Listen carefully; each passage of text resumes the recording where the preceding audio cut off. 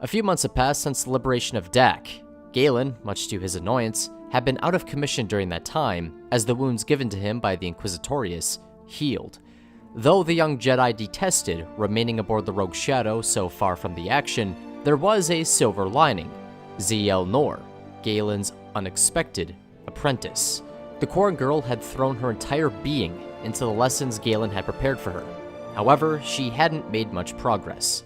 Both teacher and student had no idea what they were doing. The pair were wandering in the dark without any direction or destination. In spite of that, however, the young Jedi knew one thing for sure. He would not treat Ziyel the same way Vader treated him. Proxy, Galen called out as the droid sparred with the student. You're going too easy on her. Take it up a notch. Proxy dropped his guard and faced the Jedi, allowing Ziyel to crack the droid in the face with her practice blade. Should I try to kill her, Master? Proxy asked, matter of fact. No need for that, just give her a few bruises, the young Jedi explained. And remember, it's just Galen now. Immediately, Proxy turned back around and began wailing upon Ziyel. The droid never gave the girl a moment to respond, causing the Quarren to fall to the ground in a vain attempt to get away from the thrashing. Proxy, the young Jedi shouted. Yes, Master? Proxy asked after stopping his assault. Use your head, the inexperienced mentor scolded. We're teaching her, not beating her. I'm fine, Master, Ziyel stated wearily as she stood up. I can take it. That's not the point, Galen declared. And stop calling me Master, both of you, the young Jedi said angrily while pointing with his robotic arm. For a moment, Galen grew silent as he stared at the metal contraption the Inquisitorius gifted him. Is something wrong, Galen? Ziyel awkwardly stammered. The young Jedi remained silent as his mind wandered. He realized something within him had changed. His hatred and anger, his ferocity, all those feelings he'd come to rely on weren't as intense as they used to be. Galen was losing his edge, and with it, some of his fighting spirit. Shaking himself off, the young Jedi unhooked his lightsaber and grasped its hilt. With a slight nudge, the would-be teacher instructed his student to do the same. He then activated the weapon's blade and slightly adjusted his grip. Let's start with the most basic element of lightsaber combat, Galen stated, your grip. Ziyel looked up expectantly as she tried to mimic how the young Jedi held his weapon. You don't want it too firm or too loose, Galen instructed.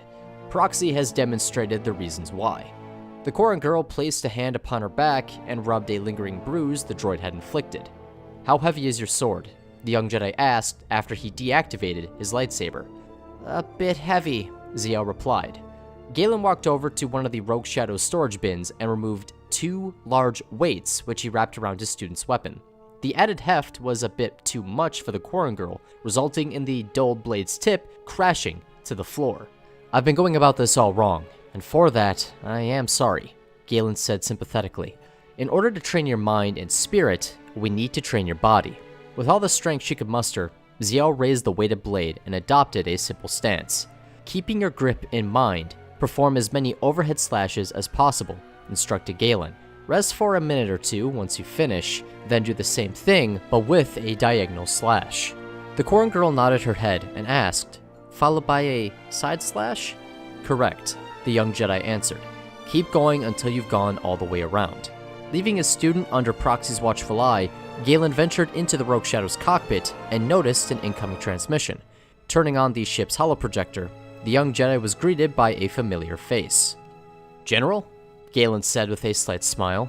Boy, Kota said, returning the gesture in kind. I'm afraid I have to cut your vacation short.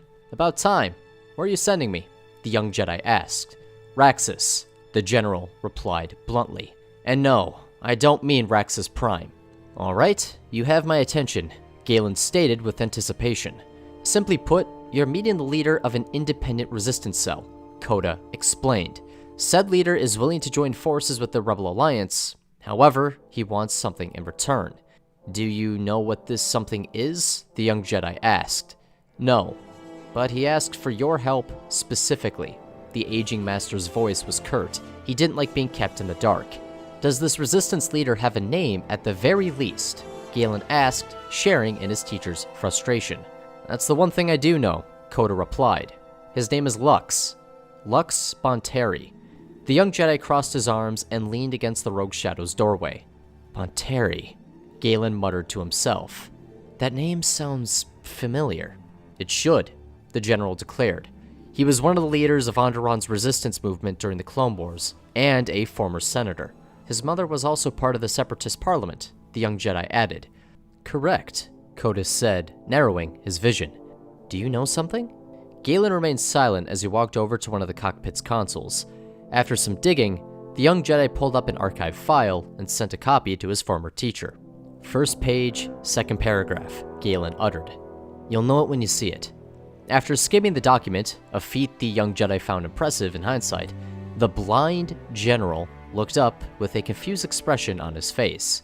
Why did Vader want you in particular, to keep tabs on Bonteri? Kota asked, trying to think of an explanation. Don't know, Galen confessed, but it's been a standing order since I was young. The former student looked up at his teacher and corrected himself. Well, younger. The general sighed. Everything about this doesn't feel right. Keep your guard up. Galen nodded and then set course for Raxus once the transmission ended. Getting to the destination proved to be a daunting task for the young Jedi. The system had been flooded with Imperial vessels hell-bent on sniffing out dissident activity. Being honest with himself, Galen couldn't help but feel a bit guilty. His actions from the year before no doubt caused the local populace a great deal of trouble. Catching a break, Bonteri's resistance movement intercepted the young Jedi and secured him passage to the planet. After a long journey, rife with detours and expeditions to the planet's sewers, Galen came face to face with the elusive rebel leader in the heart of his headquarters command room. So, you're the Jedi the galaxy has been making a quiet fuss about, Bonteri stated, rising to his feet. Though he was still rather young, the hair on the scarred rebel leader had turned gray. Galen could tell the stress of Bonteri's position was getting to him. In spite of that, however, the weathered man so many looked to for guidance reached his hand out to the young Jedi and smiled with a gentle gaze. You certainly look the part, the rebel leader declared with a firm handshake, which is why I need your help. Wasting no time, Galen let go of Bonteri's hand and got straight to the point. What do you need from me? The young Jedi asked. As daunting as it sounds, I need you to go to Prakith and rescue someone very dear to me, Bonteri explained. Someone the Inquisitorius holds captive. Galen stared at the rebel leader in stunned silence as he processed what he just heard. Prakith, the young Jedi finally said. Bonteri, do you even understand what you're asking of me? Because if you did, you'd understand that breaking into the Citadel Inquisitorius is something I cannot do alone. That's why you won't be alone, a voice echoed behind Galen. Looking back, the young Jedi spotted a world-weary Togruta woman step into the Resistance's command center as the lights above her flickered overhead. The woman's eyes were sunken from a lack of sleep and her walk was heavy. Much like Bonteri, she carried a heavy burden that proved difficult to manage. Instinctually, Galen's eyes locked onto the two lightsabers which hung from the woman's belt.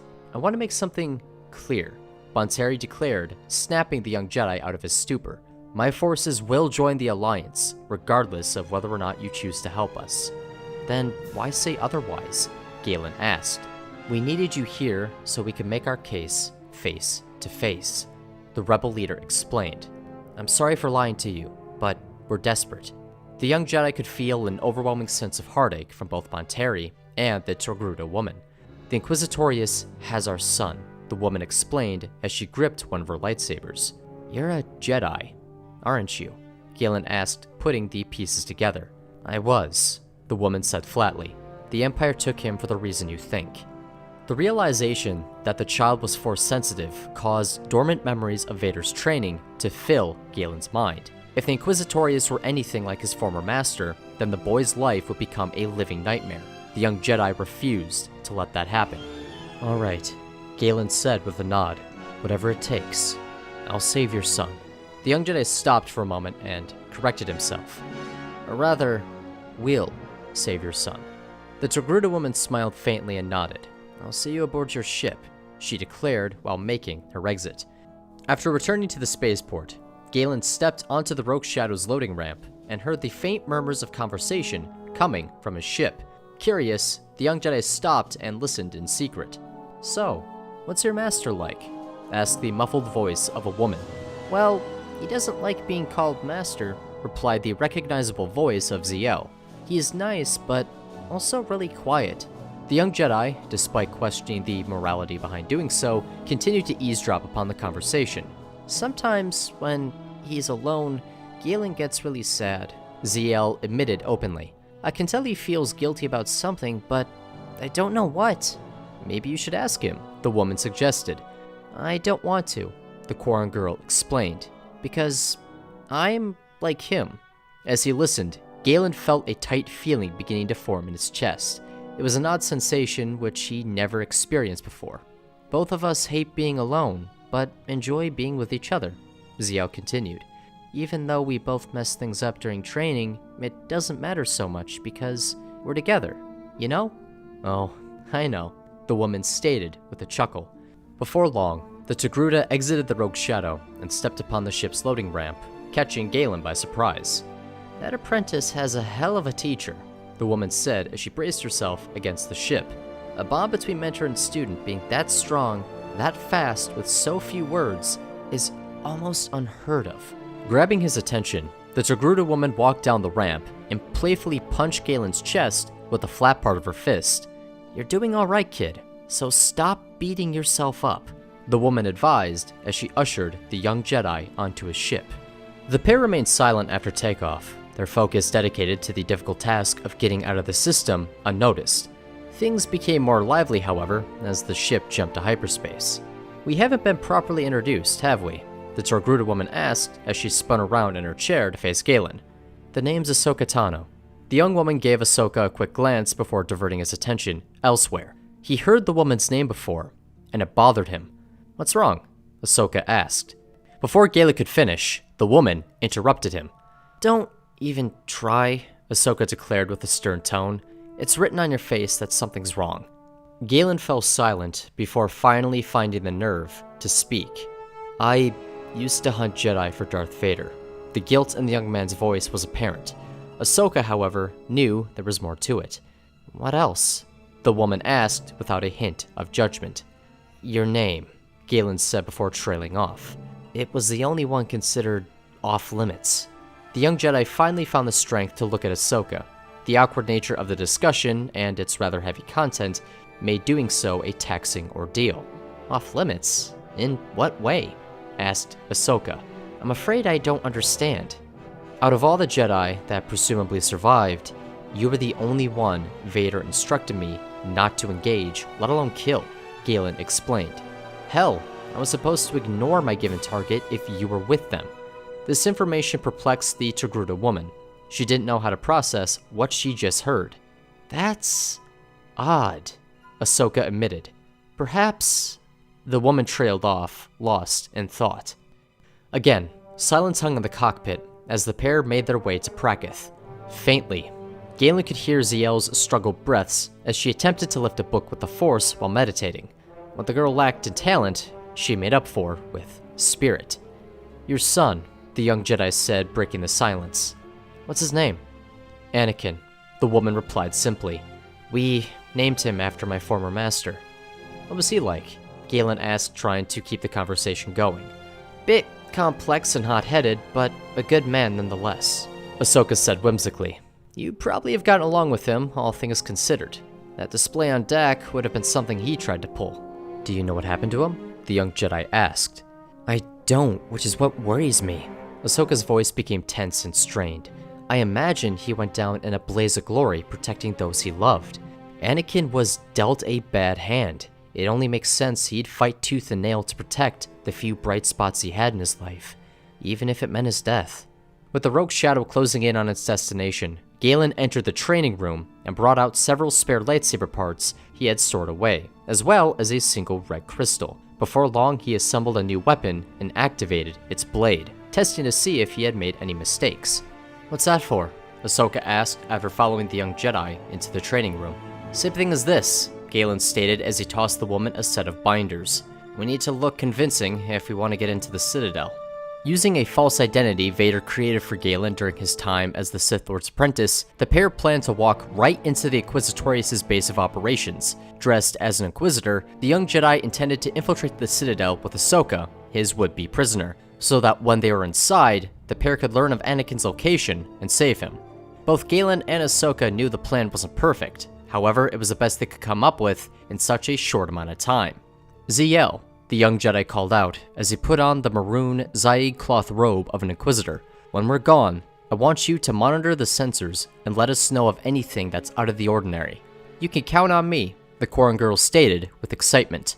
Proxy, Galen stated as he clipped the temporary lightsaber to his belt after concealing the original one beneath his robes. Stay in the pilot's seat and pick us up if things get out of hand. As they often do, the droid quipped. Understood. Upon reaching its destination, the Rogue Shadow activated its cloaking device and descended to Prakith. Once on the planet, the pair of Force sensitives put their plan into action. Thankfully for the young Jedi and his Togruta companion, getting past the front door and into the Citadel was a simple matter. When regaled in the robes of the Inquisitorius, nobody doubted the authenticity of Galen's false identity. The young man's severe gaze, concealed beneath a shadowy hood, made him look the part. Though Galen had heard stories about the Citadel Inquisitorius, he had never seen it for himself. The architectural stylings, vaulted ceilings, and obsidian columns made the building come off as a twisted mirror to the ruined Jedi Temple on Coruscant. In the distance, the pair could hear the screams of a pained individual, no doubt coming from one of the Citadel's many torture chambers. We have to get him the hell out of here, a restrained Ahsoka said beneath the black hood which covered her face. Shut up, Galen quietly barked. Do you want us to get caught? Falling silent, the pair walked through the halls of the twisted cathedral the Inquisitorius called home. While doing so, however, Galen picked up on something he hadn't expected. Most of the Inquisitors present were not only weak in the Force, but also on edge. The pair had unknowingly arrived in the midst of an ongoing power struggle. As he walked towards the Citadel's detention blocks, the young Jedi gathered that there were two factions of Inquisitors vying for power in the wake of Grand Inquisitor Hydra's death, a woman Galen defeated at Anchor Point during the liberation of Dak. The largest group of Inquisitors, led by the Zabrak, Jace, Iaso, was collectively rather weak in the Force. The other group, however, though small, was made up of individuals noticeably more powerful, and led by a woman simply referred to as the Maiden. Galen could sense the rising tension in the air and knew it was going to erupt soon. The clock to find Anakin was ticking. You there, an Inquisitor directed at Galen. Maiden wants to see you and your prisoner. Where is she? The young Jedi asked, trying to keep his cool. Up there, the Inquisitor said while pointing at a room on the Citadel's second level. Don't keep her waiting. As they ascended to the second floor, Ahsoka couldn't shake a growing feeling of familiarity. Somehow, she knew who this Maiden was, and she suspected the inverse was true as well. Be ready for a fight, Ahsoka said to Galen. I always am, the young Jedi reassured. Stepping into a room that appeared to be the Inquisitor's office, Galen was struck by an overwhelming sense of hostility and pleasure, which wasn't directed at him, but rather at Ahsoka.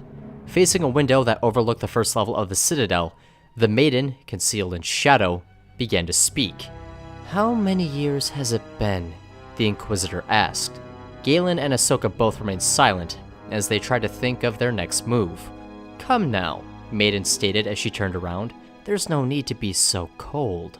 As the Inquisitor inched closer out of the darkness, Galen quickly assessed the situation and realized there was only one guard outside the room. If he freed Ahsoka and handed off her lightsabers, then he could quickly dispatch his relaxed opponent while his companion took down Maiden. Now then, let's see how much you've changed, the Inquisitor declared as she ripped off Ahsoka's hood. Much to the former Jedi's horror, the face she was greeted by was one she knew all too well. Dumbstruck, Ahsoka stared in stunned silence at the pale-skinned Morellian she used to call her friend.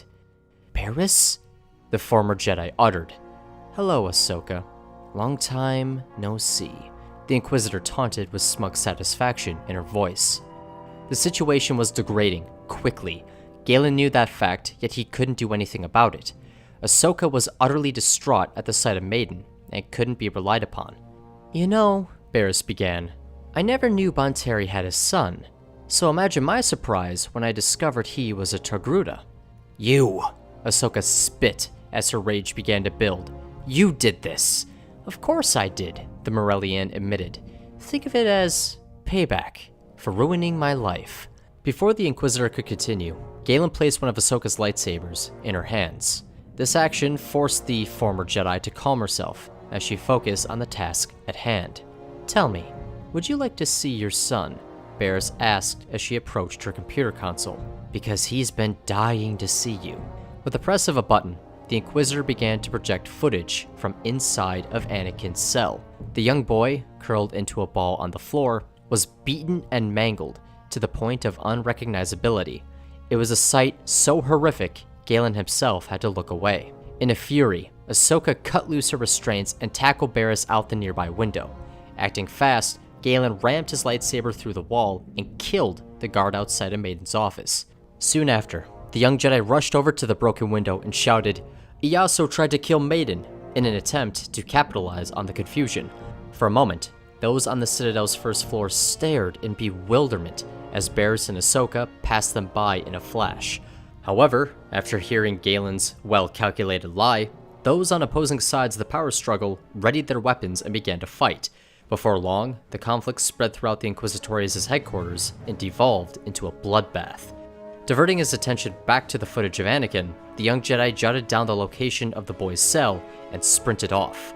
He was going to save that boy no matter what it took. "Galen, we have a problem," ZL said over the communicator. "A Star Destroyer just dropped out of hyperspace and is heading to Prakith." Immediately, the young Jedi stopped dead in his tracks and felt a sense of overwhelming dread hit him. "Vader?" Galen said to himself. "Why here? Why now?" Brushing those thoughts out of his head, the young Jedi set aside his own feelings and forced himself forward. With the Citadel in havoc and Ahsoka engaged in combat, Galen was the only one who could save that boy. Galen was the only one who could save Anakin.